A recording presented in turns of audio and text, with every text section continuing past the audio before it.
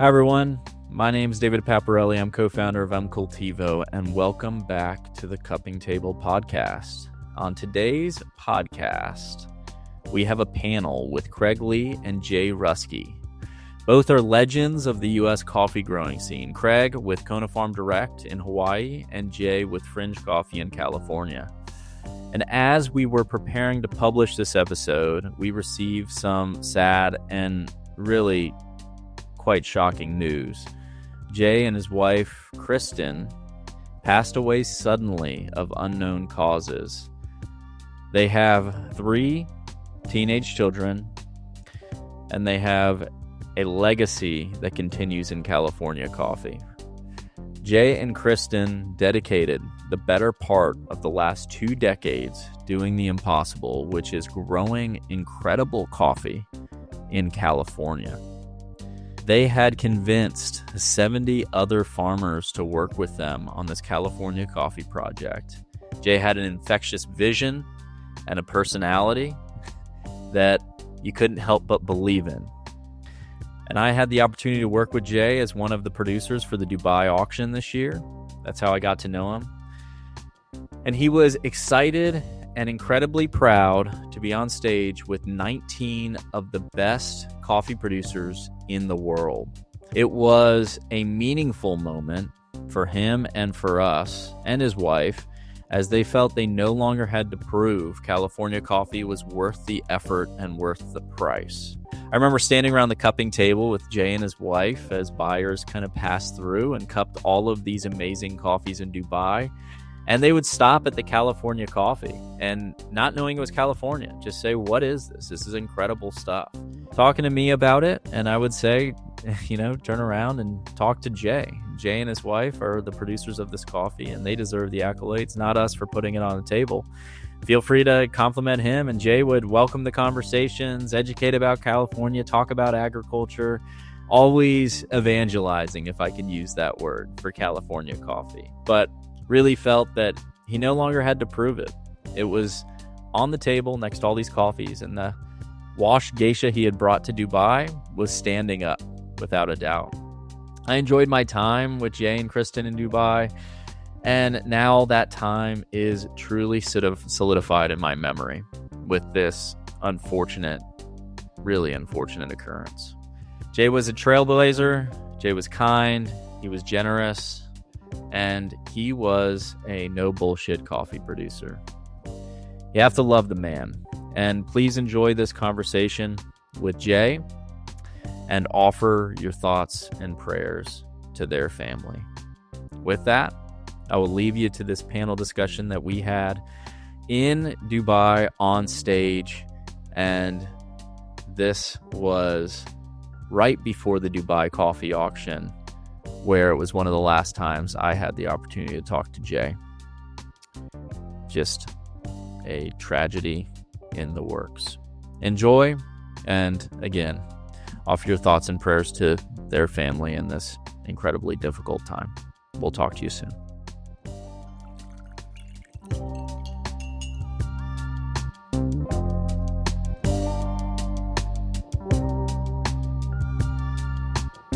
So today, we have some wonderful guests. Unique origin, my home country, United States of America. And we have 2 people here that have done just an incredible job taking something that may have seemed impossible at one time and turning it into a possibility in specialty coffee. And these lots that these guys have put on this auction stand up to the Yemeni lots, the Ethiopian lots, the Panamanian lots, the best in the world. And I don't think 10 years ago we would have ever thought that we would see a California coffee and a Hawaiian coffee on that table standing up. But here we are today. So I want to learn more about that. I want you guys to learn more about that. And so I thought this would be an interesting conversation. So we have Jay Ruskey from Frinj Coffee. And he will be here representing Santa Barbara, California, and the Condor Ranch. Is that right? Condor Ranch? Is that the growing area? All right, it's a Condor Ridge Ranch. Condor Ridge Ranch. In that. Okay, yes. Condor Ridge Ranch. So if I had that right, it's 100 some odd kilometers from LA. if people are familiar with that area of the world. Correct. Well, Condor Ridge Ranch is in the just north of Santa Barbara in the Santa Ynez foothills. Okay. About 2 miles from the Pacific Ocean, about 600 feet up in elevation. It's unbelievable. Yeah, we're going to talk about that too. I mean, how do you grow some of the best geisha in the world at 600 feet of elevation? And then Kraig Lee from Hawaii, Kona Coffee, Kona Farm Direct. He was on auction last year for our Dubai coffee auction and broke a record for Kona coffee ever sold in terms of price. I think it was it $910? And was that 3x, 5x, 6x? The old price record?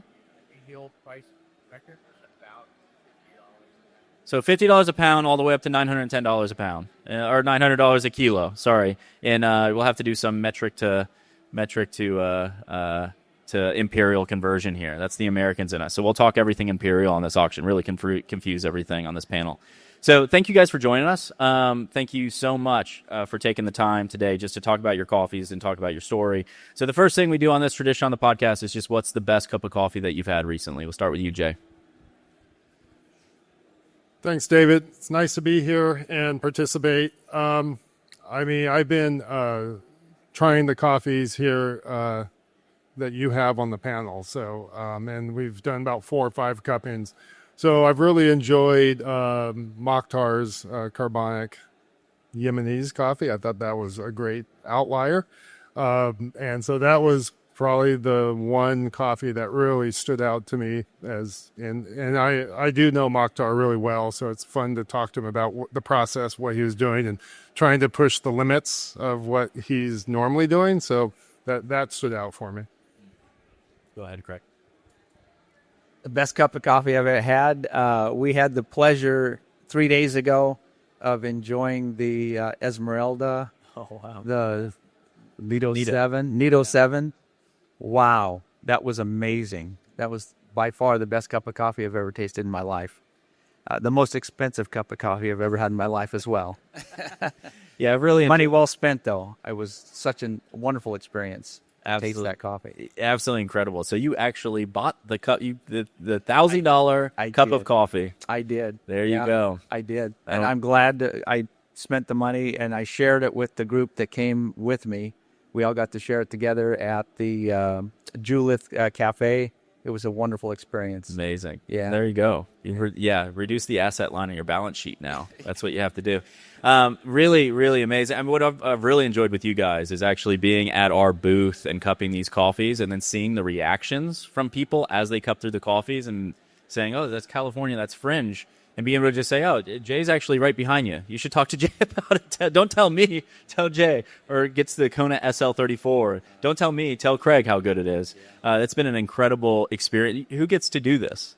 Unbelievable. Yep, exactly. It's such an honor to be a part of this auction. And it was just life-changing to be involved with it last year.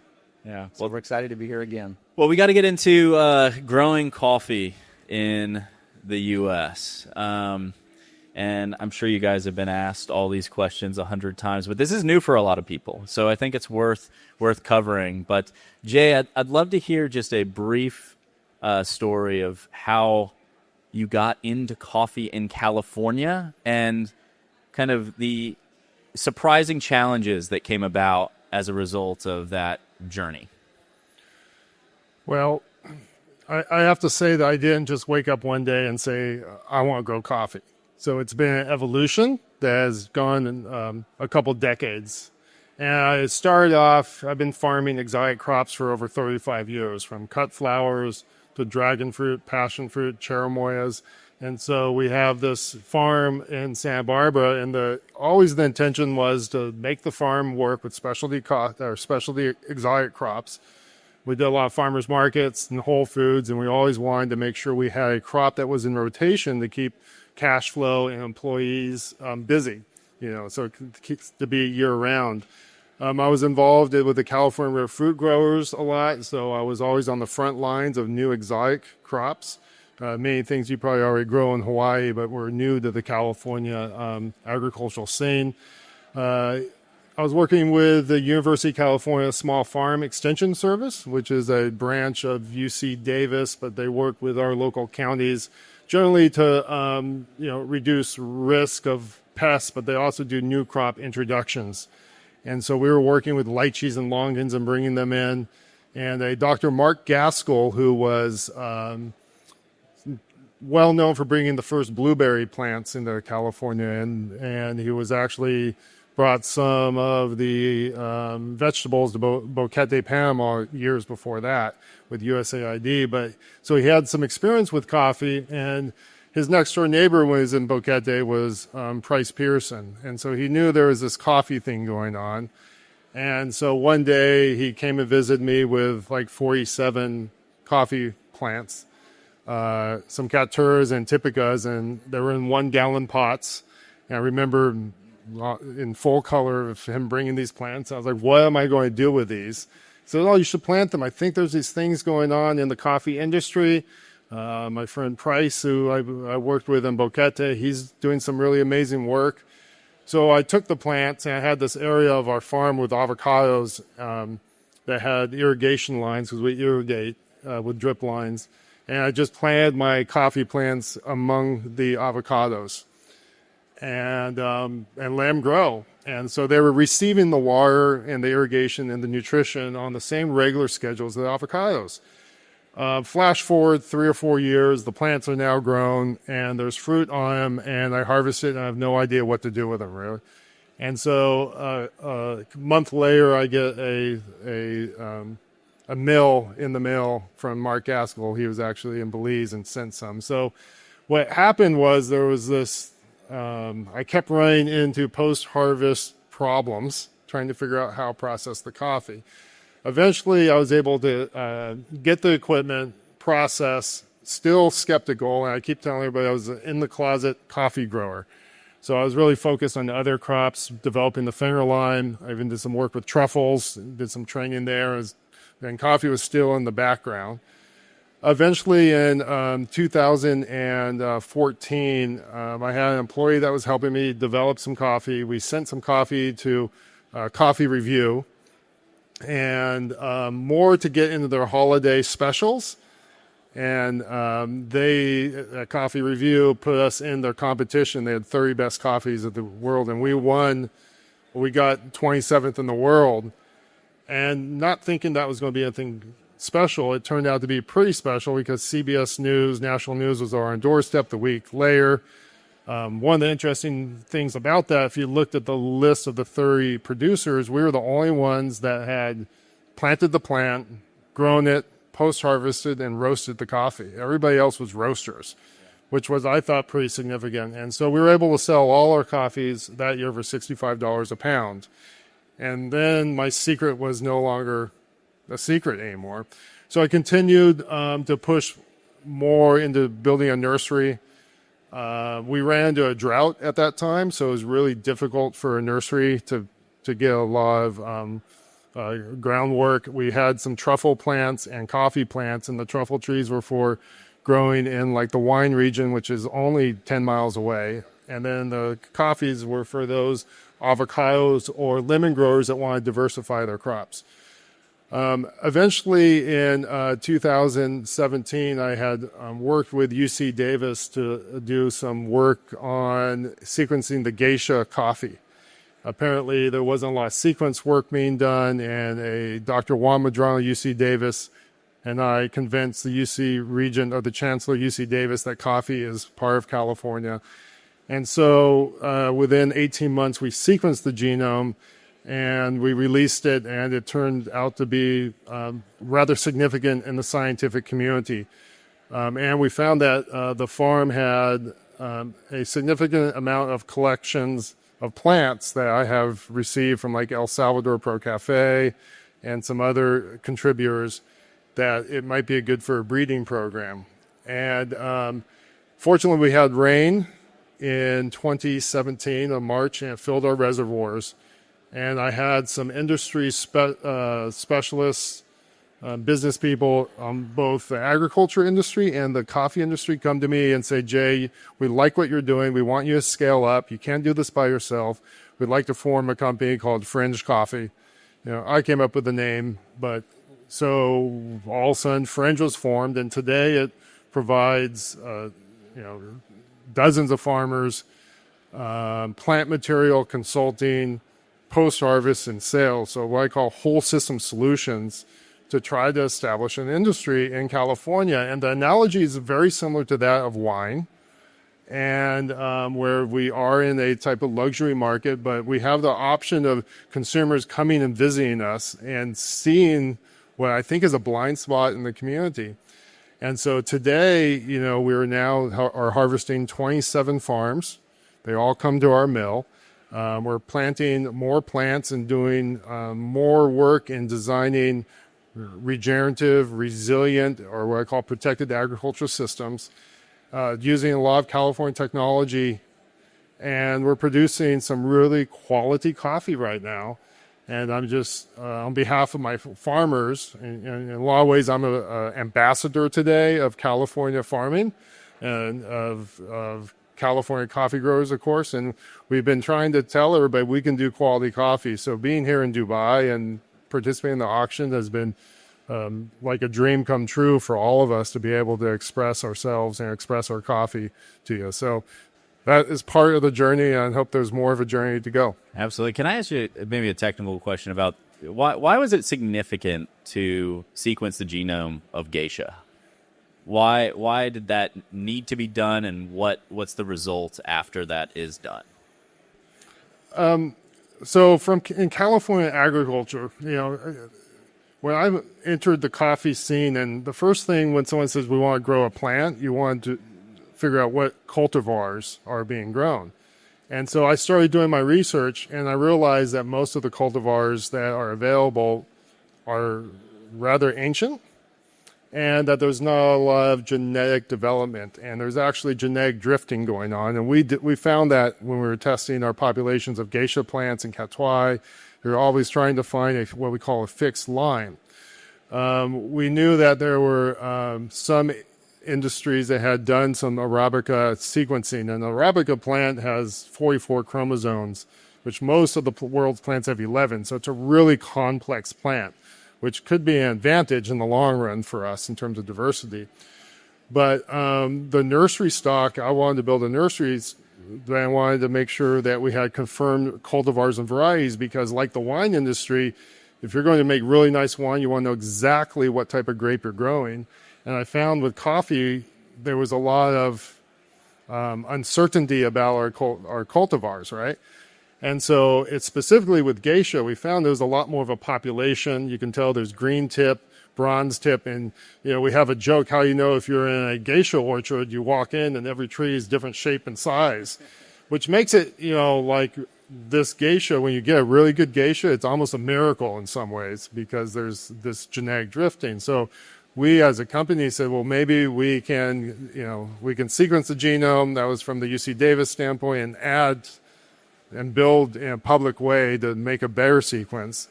And then from a company standpoint, well, let's just make a better geisha like the wine people are making a better Pinot, a clone. And so we just decided that was the right step to do. And I'd say I was looking at the SL34, which is a new plant for Hawaii, but that was developed in the 30s. And so we're still relying on plants that were developed decades ago.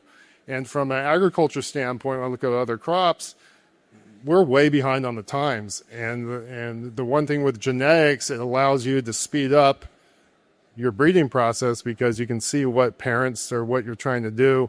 And so that's kind of the short answer, or the long answer to the short question. Thank you. And yeah, Jay, you brought up SL34, so I might pass to Kraig on this. I'll skip the full history of Kona Coffee and maybe move ahead to this story of SL28 actually being SL34, and how you guys have been experimenting with new varieties to elevate the quality over the last several years, right? Yes. So briefly, in Kona, Hawaii, they've been growing coffee for just over 200 years. And there's quite a heritage there of growing excellent coffees. But we always grew Typica. And Typica is a fantastic coffee. About 15 to 20 years ago, some of the farmers started venturing out and experimenting with new varietals. So one of the farmers was given some seed from an arboretum in Honolulu, and they grew it, and they were told it was SL28. So they had good success with it, started winning the local competitions with it. And so it started getting all of our attention, other farmers in Kona. A lot of the old timers real resistant to these new varietals. We don't want that stuff here. We want to stick with the Kona Typica. I understand the thought, the sentiment, and so forth, but you've got to change. You've got to make improvements. You got to always strive for excellence to make it better. So I got my hands on those seeds, and I started growing them in our nursery for my own use, as well as for selling to other farmers, for those that wanted to try new things. So SL28, and I even sold some of the trees as SL28.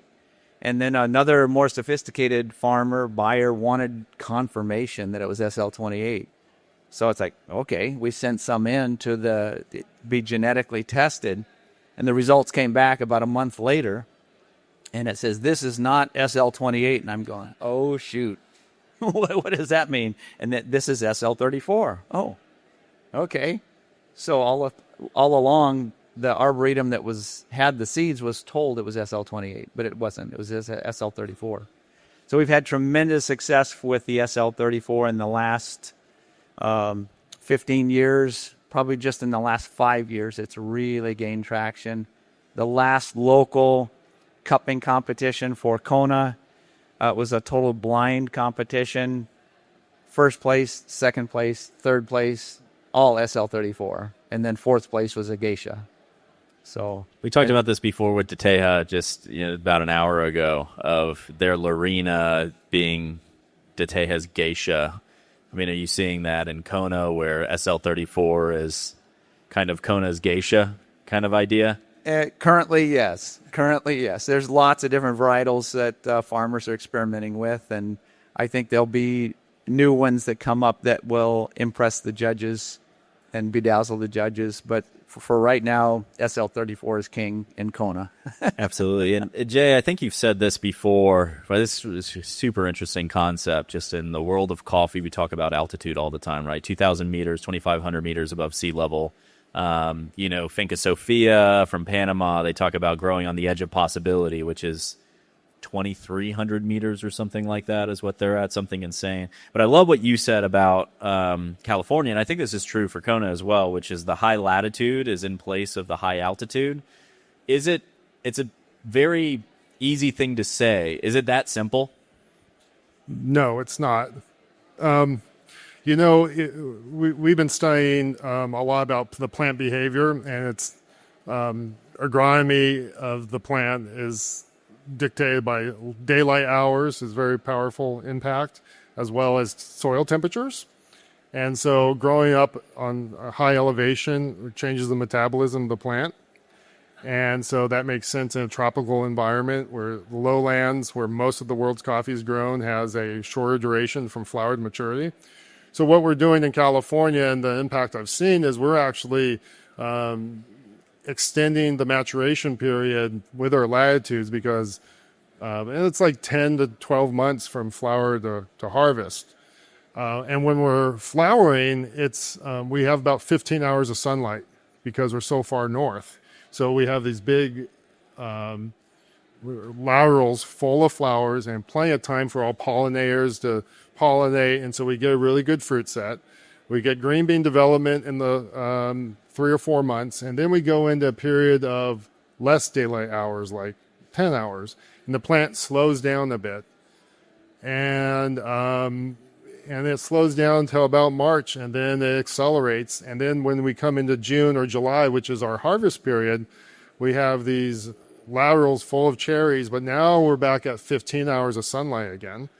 We have no rain, it's dry, maybe fog from the coast, and we're irrigating to keep those plants healthy. And so we get really great fruit development. Our Brix is very high, the sugars in the cherries.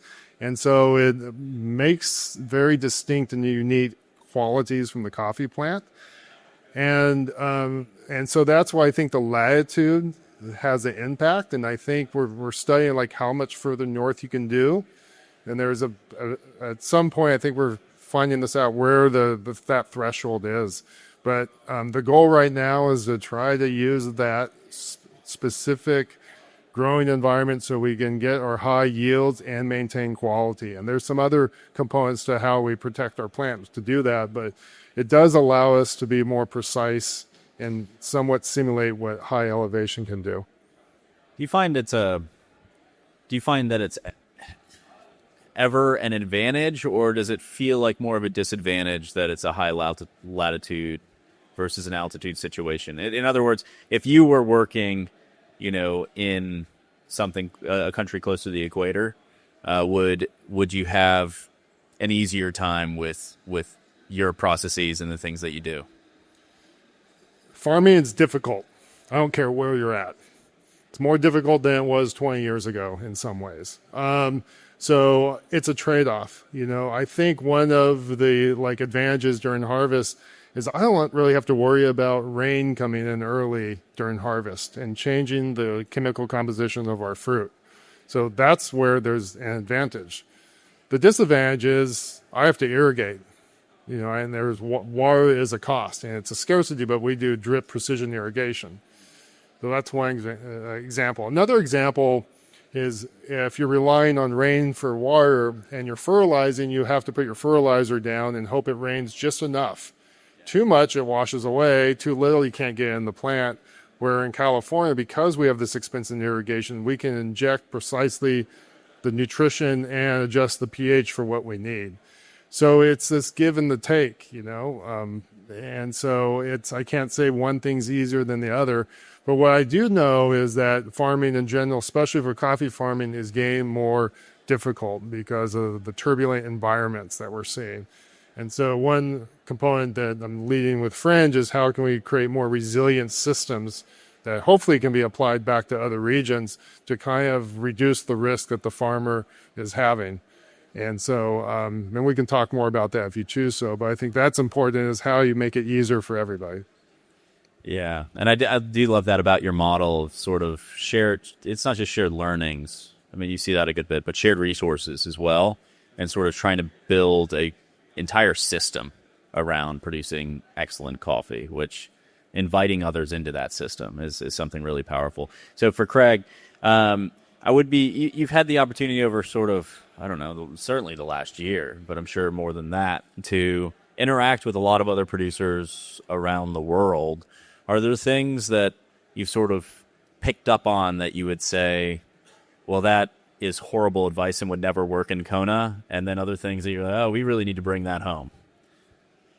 Yes. Yeah, it's been quite a life-changing thing to be part of, the auction here and the exposure to other farmers, like you said, from around the world.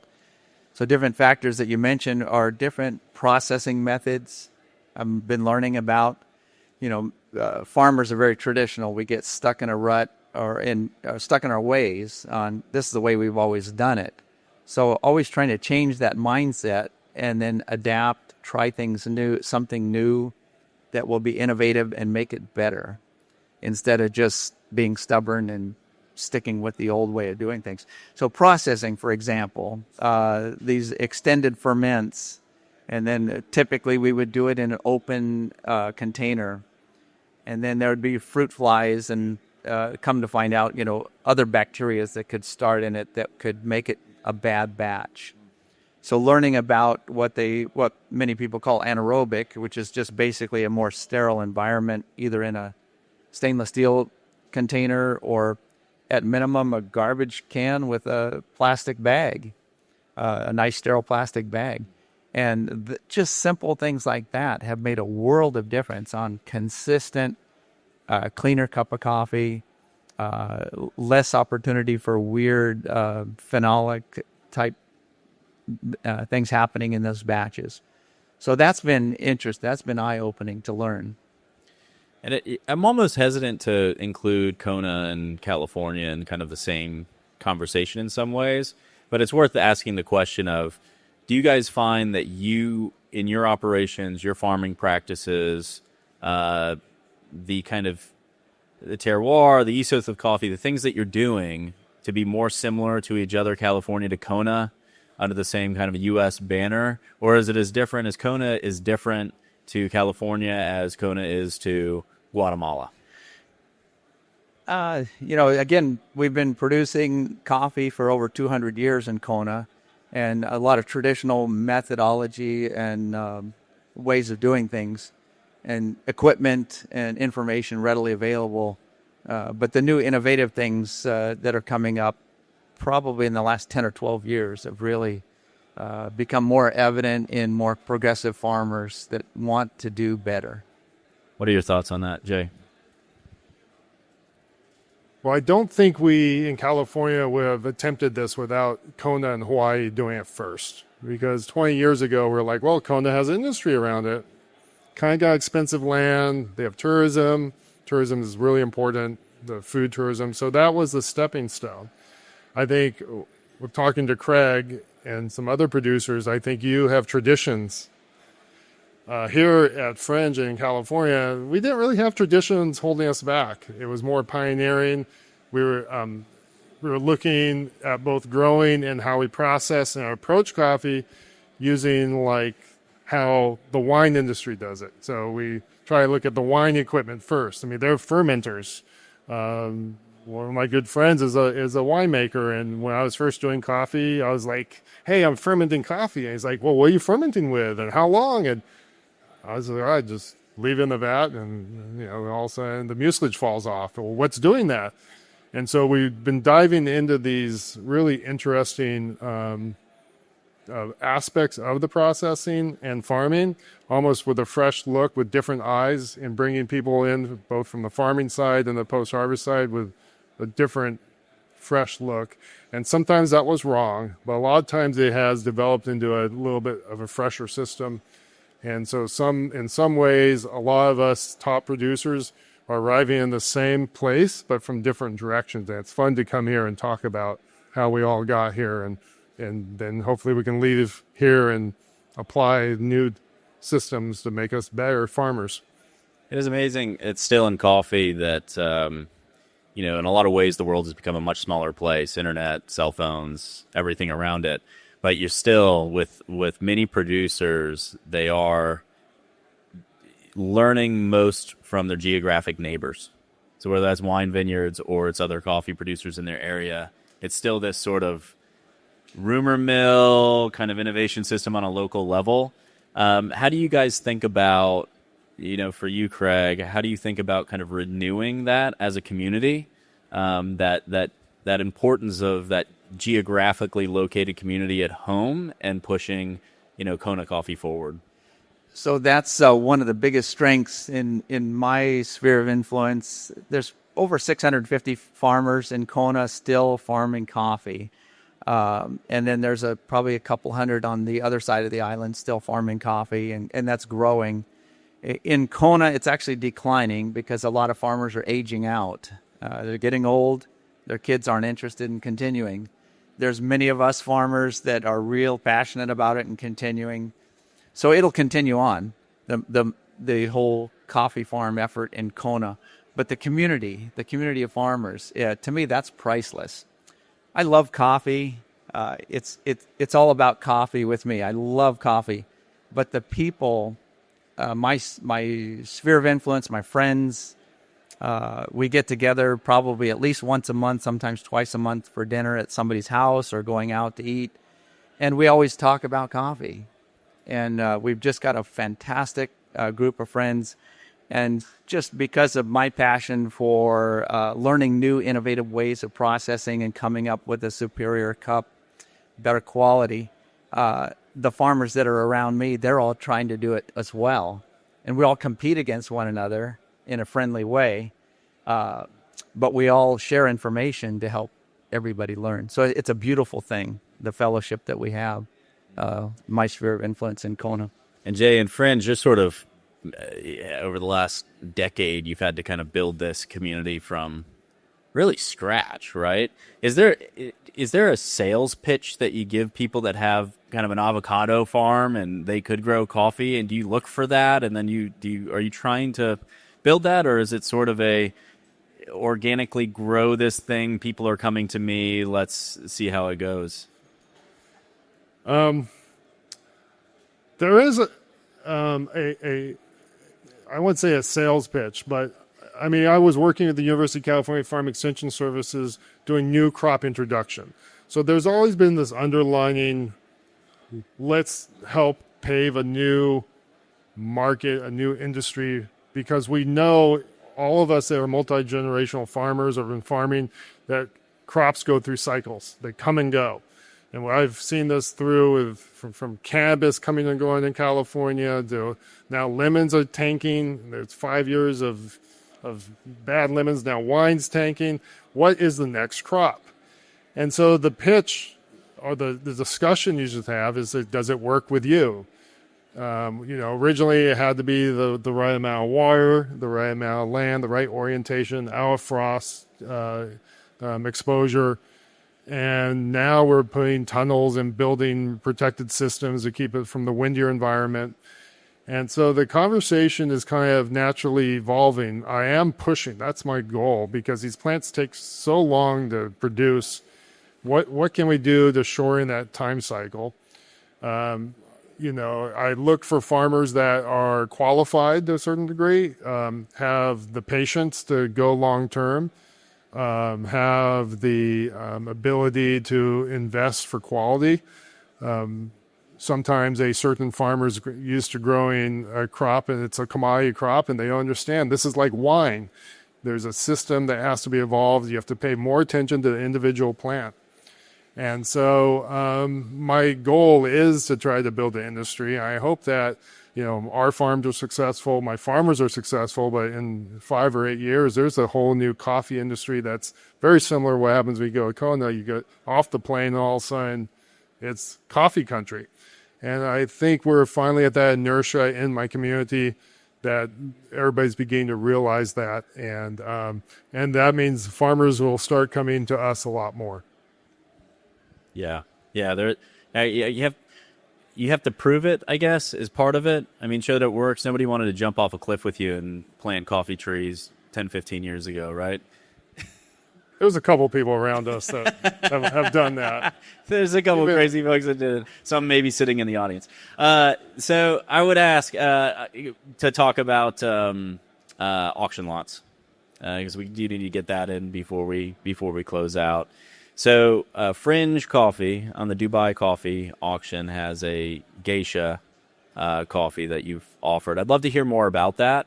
And then I'd just love to hear sort of a little bit of your take on, thinking through doing your first auction.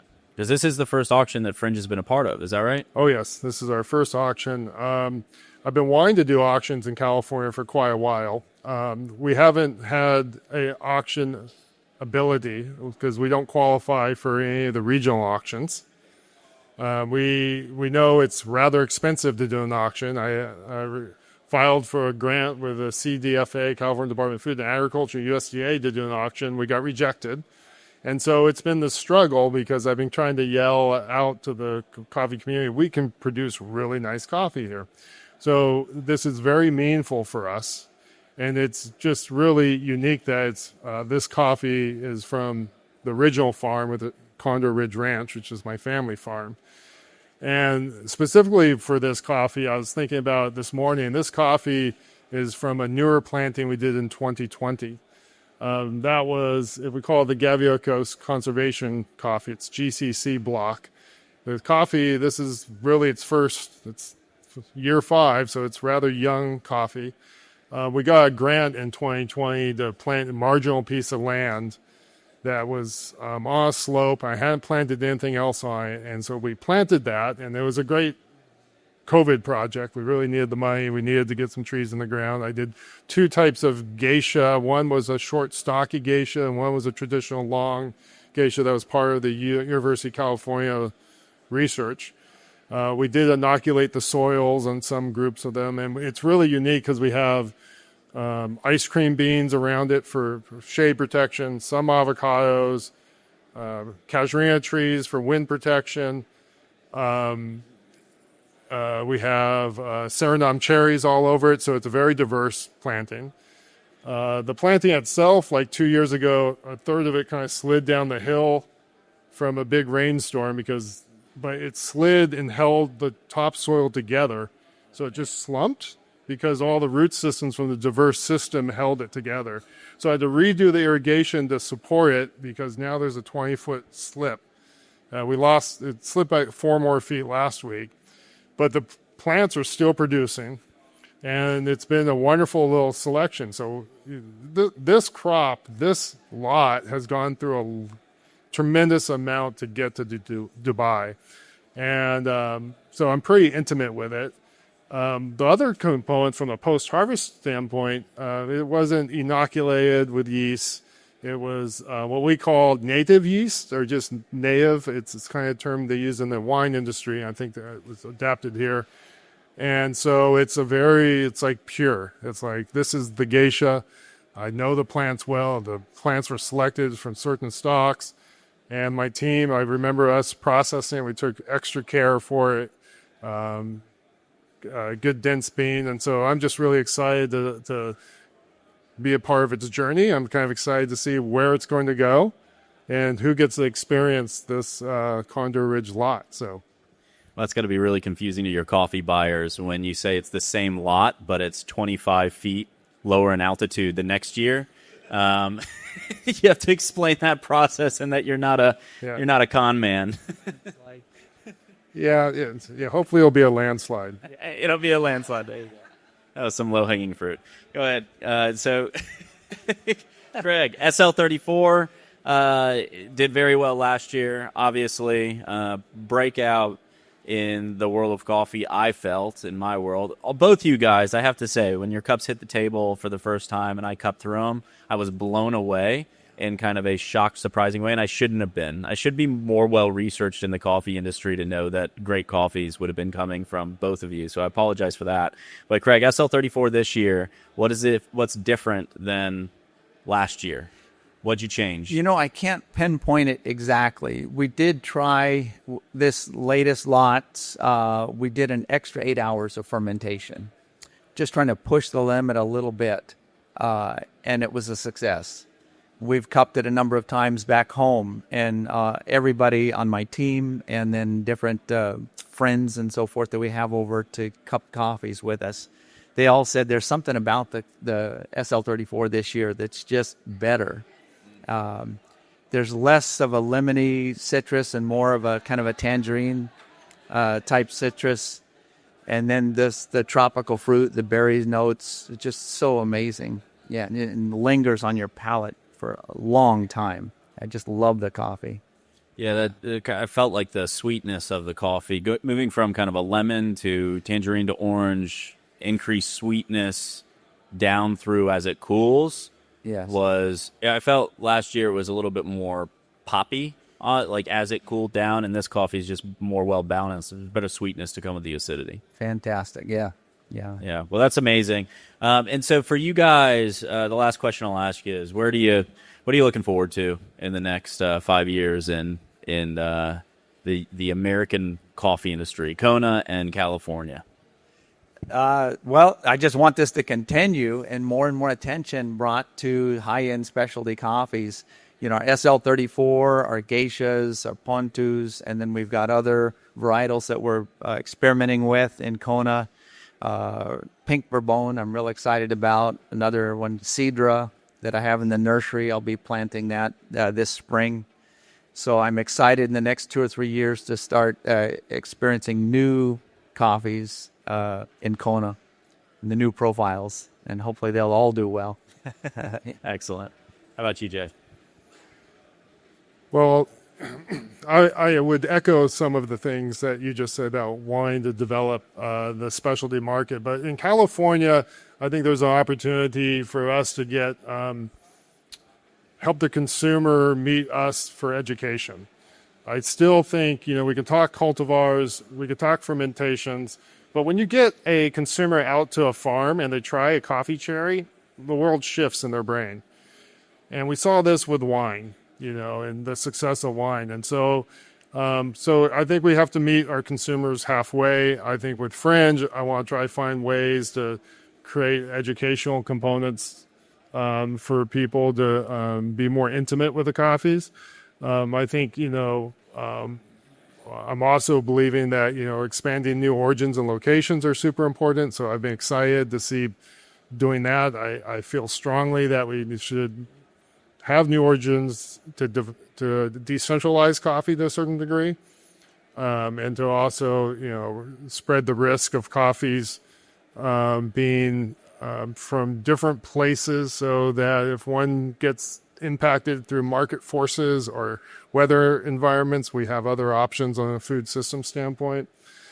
So it's a very exciting time, and I'm glad to be a part of this change of time. And we need work that like you're doing to help us along. So it's a team effort for sure. Yeah, definitely. Well, yeah, Frinj is in an excellent position for anybody who else wants to start a new coffee growing origin. I don't know many people out there who can talk through that and shoot straight on what that process will be like. So you guys, I'm sure, will be a part of that conversation moving forward as new origins come about, and Kraig, as new varieties come out. I mean, I think you're in an amazing spot there as that goes through. Well, thank you guys both so much. Thank you for the conversation.